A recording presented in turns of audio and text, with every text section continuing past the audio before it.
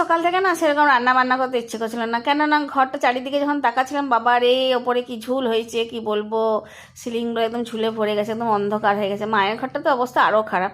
তো ওই জন্য সকাল থেকে ভাবলাম আমার ঘর একটা আর মায়ের ঘরের একটা ঘর আজকে ঝুল টুলগুলো ঝেড়ে পরিষ্কার করে নেবো। দিয়ে আমি আর তিতলি সেটাই সকাল থেকে কাজে লেগেছিলাম, কোনো রান্না বান্না কিছু করিনি। তো মা বলে কি রান্না করবো, তাই ভাত রান্না করে দাও, ব্যাস আর কী করবে, আর কে কী খাবে। আজকে কাজ করছি, এই কাজগুলো একা হাতে করতে গেলে আর কী রান্না করবো বলো। দিয়ে জন্য ভাত দিই, মা বললো তাও যে তিতলি বিলু কী দিয়ে ভাত খাবে, তার ওরা পোস্ত বাটা দিয়ে ভাত খেয়ে নেবে। আর মা ঘি করলা ভাজলো, আর আমি ছাতু মাখা দিয়েও ভাত খেয়েছি আর পোস্ত বাটা দিয়েও। ছাতু মাখা দিয়ে ভাত খেতে কি ভালো লাগে বলো, গরম ভাতে ছাতু, সর্ষের তেল, নুন, কাঁচা লঙ্কা পেঁয়াজ চটকে মেখে ডাব ডাব করে খেতে কি দুর্দান্ত লাগে। আর গরম ভাতে পোস্ত বাটার গন্ধ, বাবারে জীবন জুড়ানো একটা স্বাদ। মানে এই স্বাদটা কারোর সাথেই তুমি ভাগ করতে পারবে না, যতই পেট ভর্তি থাকুক, শরীর সুস্থ থাকুক অসুস্থ থাকুক, পোস্ত বাটা ভাতের তুলনাই হয় না।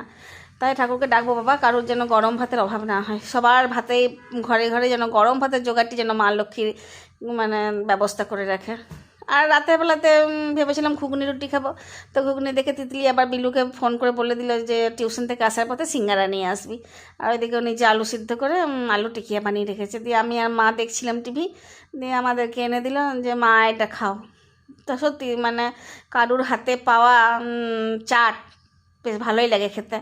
আর আমাকে কিছুই করতে হয়নি, ওরাই দু বোনে কখন জোগাড় করে আমাকে খেতে দিল। আর দেখো ভিডিও করে রেখেছে, তোমাদেরকে দেখালাম। সত্যি বর্ষাকালে এই সন্ধ্যাবেলায় চাট খেতে কিন্তু দুর্দান্ত লাগে।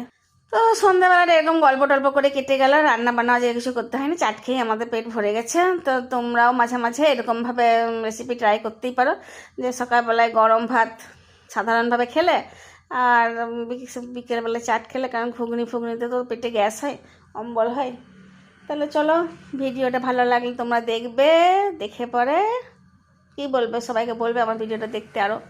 তাহলে আজকে আসি, ধন্যবাদ।